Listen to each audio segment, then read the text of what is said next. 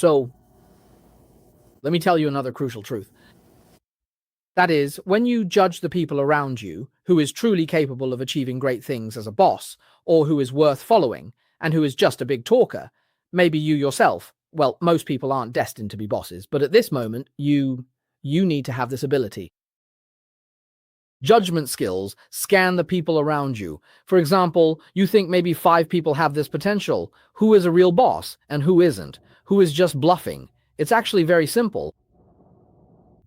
This is called the 3-month change theory. In my previous videos, I've shared this with my loyal followers. If you focus your energy on one thing, just one thing, after 3 months, there will definitely be a significant change. Whether you succeed or not, you'll see the results within these 3 months. For example, if today we want to get into new energy vehicles, or if we want to buy a shell company and get it listed, or if we want to start a business, gather a group of partners, and launch a project. Or maybe today we want to open a restaurant, or even if we go to Dongguan to open a Prince Hotel. Even if you open a brothel, there will definitely be changes within 3 months.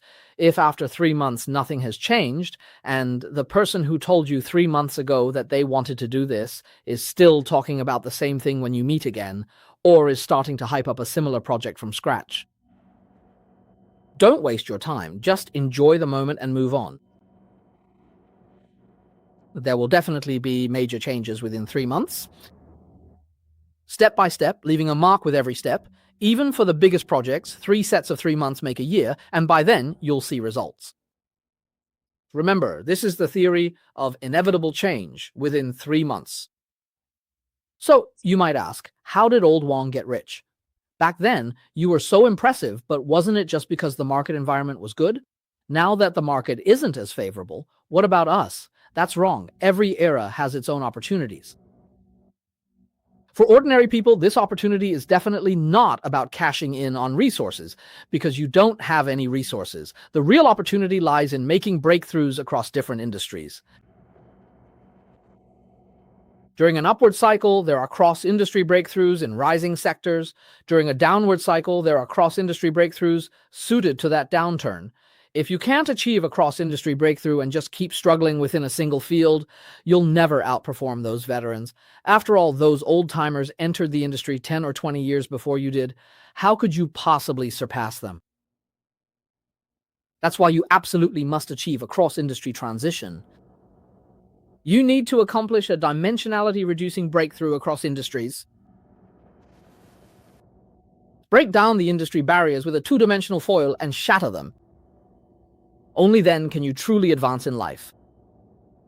Let me give you another example of how to cross industries and what cross-industry really means. For instance, when I worked on listed company restructurings, I studied the cases of Mengniu and Gome, and I learned how listed companies restructure in Hong Kong. But if I want to restructure in mainland China, the market environment there is different from Hong Kong's. First, mainland China doesn't have the same financial standards as Hong Kong. So how do you restructure Qulin? How do you restructure Guangming? I invested in both, and no one else dared to touch them. Qulin is in Harbin and Guangming is in Yichun. Think about it. Who has come out of Harbin and Yichun?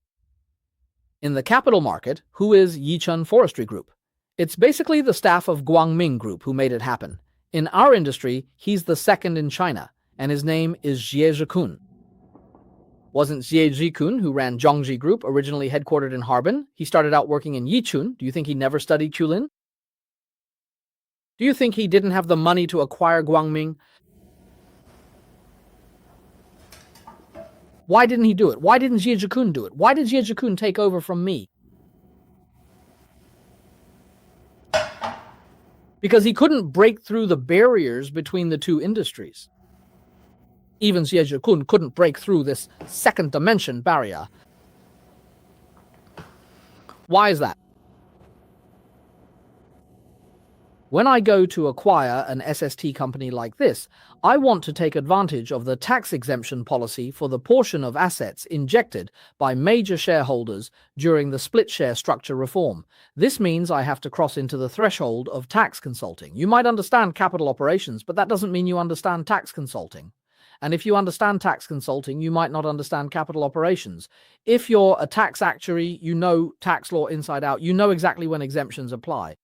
You know all about tax exemptions for people with disabilities and so on, but you don't know why the split share structure reform is tax exempt. This is just a small example of crossing into another industry. As for the more complex cases of crossing multiple industries, I won't go into those. If I did, it would be dizzying. You wouldn't be able to understand or digest it. For example, why is it gold? Why not silver? Why not bronze? Why do we donate gold? Why not donate RMB? All of these are cases of crossing into different industries. Every time you cross into another industry, it's like overtaking everyone, making a 180-degree turn and leaving them behind in a sharp curve. No matter how fast they are, it doesn't matter, because you've already changed direction, you've switched tracks, and even if they overtake you by a lot, they end up falling far behind. By the time they circle back, all they can do is pay to take over what you've started. This is the flexible, two-dimensional, wall-breaking, cross-industry approach. It's extremely important. You get it, right? So when Evergrande went bankrupt a while ago, I told everyone that there are certain assets of Evergrande that can't go bankrupt. And actually, the way they make money is also by crossing into other industries. Each time, it's just a small test, a way to dip their toes in and explore. Kulin Red Sausage belongs to Kulin Company.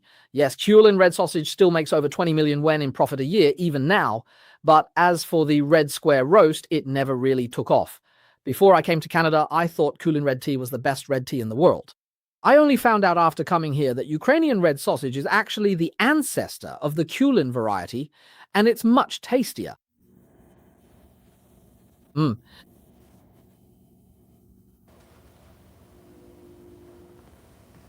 So today, everyone, maybe today I'm being a bit too serious. Our topic here, this isn't like Old Wang at all. How can financial industry banter be so serious? That's why a lot of people say, Old Wang, you just made it because of your parents' work. But you're wrong. When I graduated from college, I was too lazy to go to graduate school. I just couldn't take it anymore. I just couldn't stand studying any longer. There was this urge inside me, this impulse that I absolutely had to enter society and start working. That was the call of destiny.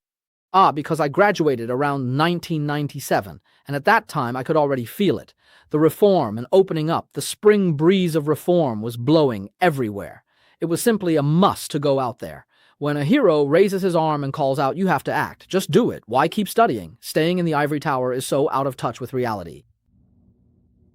In 1997, I joined the Economic Restructuring Commission. I worked hard, even carrying bags for others on trips.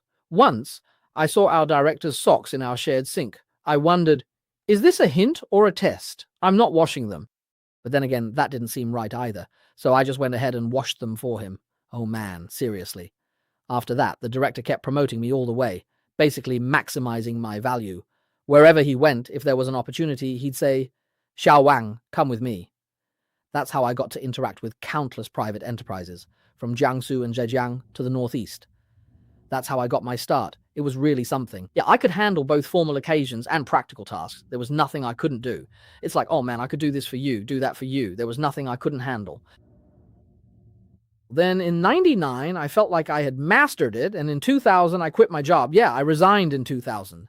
Because, well, socks don't get smelly, you know? Think about it. Who among us actually walks anywhere? You're a department head at the National Health Commission, whether you're traveling or on a business trip. When do you ever get a chance to walk? It's always planes, cars picking you up and dropping you off, so it's all just for show, you know?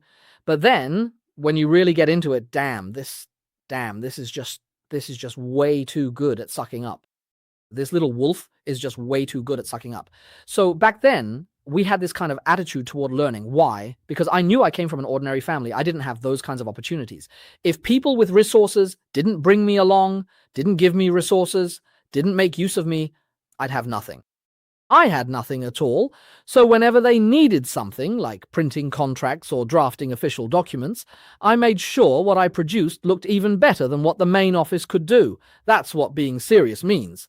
I really didn't think too much about what kind of resources I could trade for. Back then, I was only 21 or 22 years old. How could I have been that clever?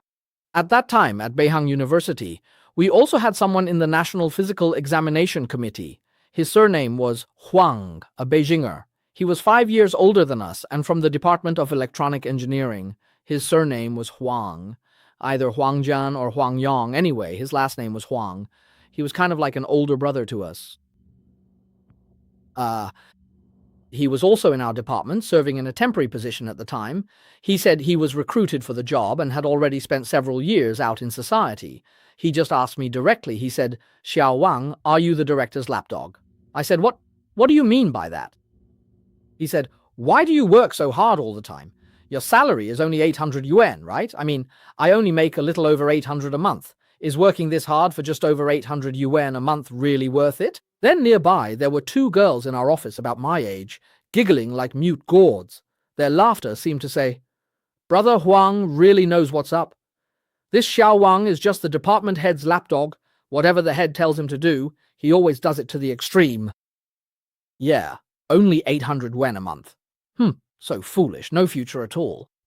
At that moment, I looked at him seriously and said, I don't know what I might gain from this, but I can answer to myself, since I'm here earning this salary. Doing this job, whether it's the tasks or the projects they've assigned me, I will make sure to do them to the best of my ability. I'm not doing it for the 800 yuan, I'm doing it for myself, to be worthy of my own mind.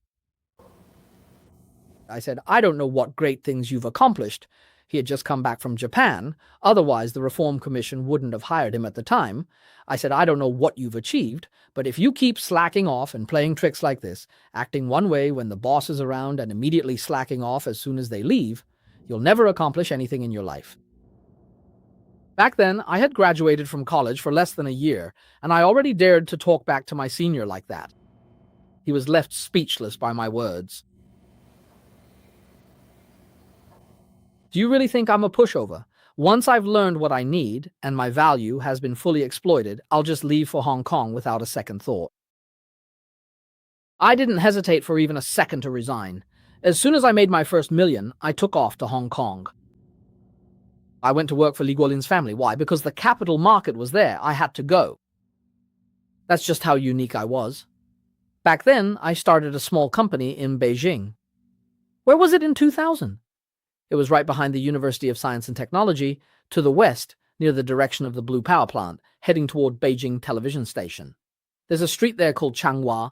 People from out of town probably don't know. Chang as in factory, Hua as in puddle. Just listen to the name and you'll know where it is in old Beijing, in the heart of the old city. It's called Changhua. Is that a proper place? The proper places are all called things like at the foot of the imperial city. They're all called things like Drum and Gong Alley. But my place? My place was called Changhua. In Changhua village, I rented a place, like those converted little hotels, like a 2-star or 3-star Confucian-style small inn, a little guest house that had been turned into a business office building. I rented a room in there. I forget how much it cost, but it was really cheap. It was even cheaper than renting a 1-bedroom apartment. That's where I started my very first company. After setting up that shell company, I went off to Hong Kong to work. A Jetta, a Nokia 5110 phone, and a briefcase. That was everything I owned at the time. It really was just a shell company. That's how the capital got started. A silver gray, beautiful Jetta. So I bought a Jetta, but I didn't buy a house. When I left the Economic Restructuring Commission, there was an old director from the National Planning Commission, a lady from Wenzhou. She was in Beijing, in the southern part of the city, in Xuanwu district. Can't quite remember the name, but anyway, it was within the Second Ring Road. She had an apartment there. It was a 2-bedroom, 1-living-room place in one of those old 4-story buildings.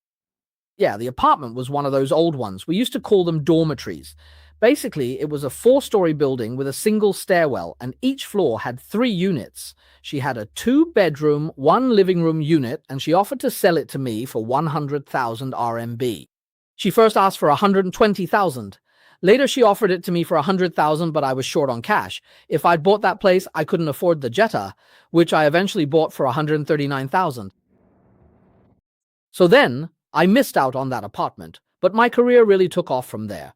Because once you have a car, when someone wants to meet up with you, like friends from Hong Kong or Taiwan come to visit, they just give you a call and say, Xiao Wang, where are you? We're staying at, say, the China Travel Service building. Can you come over? If you don't have a car, how are you supposed to get there? You'd have to say, wait a minute, I'll take the bus and be there in 4 hours. By then, the opportunity's long gone. But with a car, you can say, I'll be there in 20 minutes. Let's meet up then. Let's meet at the Datang Cafe, the coffee shop, the cafe. Just like that, the deal is made, just like that, at 11 or 11:10. Yeah, that was early, really ahead of its time. Back in 2000, the person sitting across from me was named Justin Wang. Justin Wang. His grandfather was Wang Zhen. At that time, he had just come back from Los Angeles. He was the same age as me, born in 1975. He was bald and looked just like their Wang Jian. Wang Jian looked like he was cut from the same mold as Wang Zhen. So that's how it started, step by step, laying the foundation for Jardine Capital. Who thought that far ahead? I didn't think that much. When I bought that Jetta, I wasn't thinking, if I buy this car, can I earn the money back? Just filling up the tank cost 100 RMB or 80 RMB. That was my monthly salary. Now that I've quit my job, I don't have a salary anymore. The little salary Li Guolin gives me isn't even enough for a trip to Hong Kong. What if you don't come back this time? I didn't think that far ahead. I just focused on handling what was right in front of me. After I met Jean Peijong and saw Jinhua Automation turn into Gome Electrical Appliances, I realized I had to figure this out myself. It didn't matter if you all didn't tell me. I went to the stock exchange and checked all the information, copied everything. I bought a bubble jet printer for 2,000 yen. Back then, even getting an inkjet printer was a big deal. I printed out a whole sack of documents and I read through them line by line. In the end, I felt like Huang Guangyu became my friend. That's what you call being like Forrest Gump. Maybe it's being like Forrest Gump, but if you really want to succeed, having that kind of spirit, if you're smart at home, it's almost impossible not to succeed. So today I want to tell everyone, when it comes to success stories, I had a Nokia 5110, a Jetta, a briefcase, and a small office in Changwakun. I built all of this myself. In 2000, I made it on my own without any matchmaker helping me out. By the time the matchmaker even knew who I was already driving a BMW and had already started hanging out with her. Actually, before that, there was nothing at all. It all started from that Jetta. I bought the Jetta in 2000, and by 2004 it had already become a BMW 7 Series. That's how fast it happened, all thanks to Yihe Finance and Yihe Capital. The leap was incredibly quick. But honestly, Yihe Finance didn't really make much money. It looked really impressive, you know. The team had over 200 people, but serving dozens of listed companies in a year was actually pretty useless, you know. At first, a single client could bring in 2 million, but later on, it got so competitive with companies like Golden Apple and Runyon. And then Jufu, or maybe it was in Shanghai, they brought in a few women who looked a lot like Guanyin and started another company, which did pretty well too. In the end, it got squeezed down to 50 or 100,000 for a financial PR project. There was barely any money to be made, so you could only survive by jumping out of the red ocean. I then pivoted to start Yiho Capital. In 2004, I founded both Yiho Capital and Jianyi International. During this time, the charismatic Zhai Shanying joined us, which was a huge help to me. With Zhang Jiaying's help, in just 1 year, we got Yina Capital up and running. These are just my reflections I wanted to share. Did I benefit from being a third-generation Red? Honestly, I don't know what I gained. I would have liked to, but I didn't. With my personality, even they couldn't control me. They couldn't control me, so it was hard for them to get close to me. You get it, right? At the root of it, all of this was really caused by financial innovation and industry mergers, breaking the boundaries between different worlds. What is being a third-generation Red? It's just a billboard. You can't do without it, but if you rely solely on that billboard to make a living, your restaurant is bound to go out of business. Is it too much for an angel investor in a startup to want 49% of the shares? Not at all. He could even take 51%. Because you have nothing. It's that simple. You're spending other people's money. For startups like yours, taking money from angel investors or working on pre-initial public offering projects, let me tell you, out of 10 projects, 99.9 of them will not make it. Take Xu Yi, for example, my peer, my senior. His father was a pure minister. He's truly a third-generation Red, while I am not at all. I'm just an ordinary person. I just ride on the coattails of those Red third-generation people. I just try to associate myself with them. You get it, right? It's just like how I try to associate myself with Wu Yuesan-ren or Zhai Shan-yang. I never really get involved. But that's not the case with Xue Yang. Xue's father really was with the State Economic and Trade Commission. Deputy director, I think, if I remember correctly, he was the deputy director. But why is it that Xue doesn't have any money now and still has to issue things like Zongzi coin at his age? It's because Xue fell into the trap of always chasing loose ends in life. From birth to death, he's always chasing after loose threads. There are always business opportunities dangling in front of Xue, swaying back and forth, but Xue Wanzi can't catch a single one. He can't seize an opportunity like Lei Jun did, or like Ren Zhengfei, or Wang Jianlin, or Xu Jiayin. He just can't grab hold of one. It's all opportunities. In the end, old Lin still ended up helping others sell Zongzi coin. Now you might say, Big Brother had more opportunities and resources than we do, so why? It's because at the peak of his life, when it was easiest for him to make big money, he put too much faith in angel investing and venture capital, whether it was the little money he made, or what he saved up, or his own capital. He invested it all in you, so-called young entrepreneurs, just in time for China's entrepreneurship bubble during Premier Li Keqiang's era, and ended up losing it all in one go after years of hard work. All the tens of millions, even over 100 million, that old Xue had saved up before, plus the billions he borrowed. It was all during those 5 years from 2010 to 2015. With the nationwide entrepreneurship and mass innovation movement, it all disappeared in an instant. At the same time, do you think he could really lead and invest in 100 projects? Did even one of those projects succeed? Why? Because everyone was so restless and impatient. Like I just mentioned, the process of going from a worker to a boss, none of these people teach you a single thing about that. They all just teach that useless crap. Like if you have a dumpling shop, you can supposedly clone 10 of them, and if you can clone 10, you can clone 100, and then you can go public on NASDAQ. But that's just impossible. It's simply impossible. If you have a dumpling shop, you need to start from making the dough and the filling yourself, and do it well. You have to stay in the shop, figure out every single step, and make sure this one dumpling shop is actually making money first. It's not about opening branches before your first dumpling shop has even started operating. It's not about aiming to become the chairman right from the start. That's complete nonsense. It simply won't work. So even someone as well-resourced as old Xue still had to work hard for years before seeing results. When I returned to China, many of my former subordinates and young people came to me and asked, "Now that the king has returned, can you lead us to make a fortune?" I said, "It's very difficult for me to lead you all to get rich." "Why?" I said, "Because I can only come up with one project a year." They said, "Well, doesn't that mean we'll all get rich then?" I said, "Because halfway through, by the 6th month, there will be betrayal among you. There will be issues of sex and power. There will be jealousy even greater than hatred. The project will fall apart, and in the end, it'll be a dog-eat-dog situation, with everyone turning on each other, reporting and exposing one another. No one will make any money." You don't believe it. You say, "We're not that kind of people. We're all college classmates. We're young." But in the end, see if this isn't the truth. Not a single one of you will succeed. When great wealth is right in front of you, when 10 or 20 billion is within your reach, you won't even recognize yourself.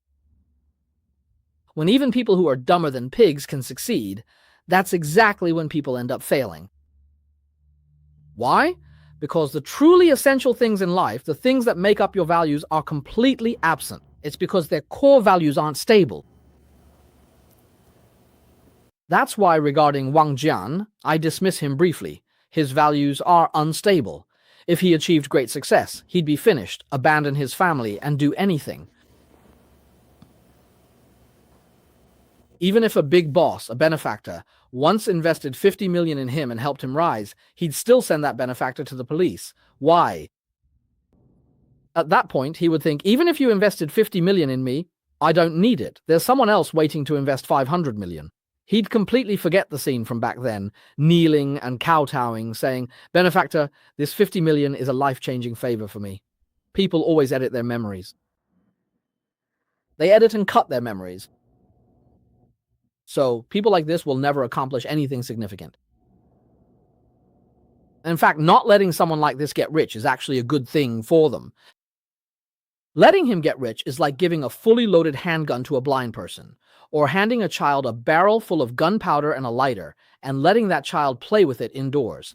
The outcome is the same.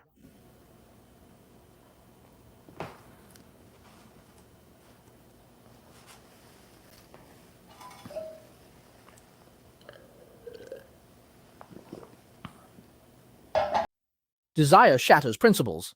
That's right.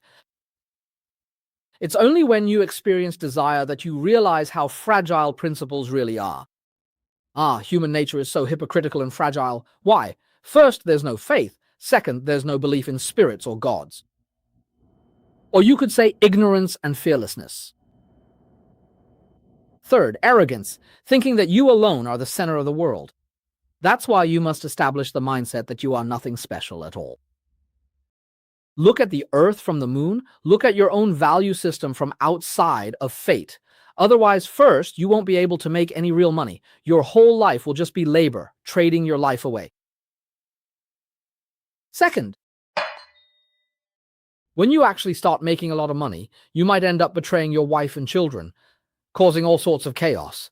From a distance, it looks enviable to others. But up close, it is really just a complete mess. It's just like that guy who had 100 kids, plays video games, and acts like a boss. He's a total fool. If you get close to him, even his nanny laughs at him all the time, makes fun of him. Wouldn't it be better not to make that much money? You earn all that just to raise hundreds of kids. Aren't they all just your nemesis? They're all here to get back at you. Maybe in your past life you wiped out a whole city or something, and now they're all here for revenge. When those kids grow up, they'll just go after each other. So that's how it is. People like that, you are just complete fools. That's pure foolishness.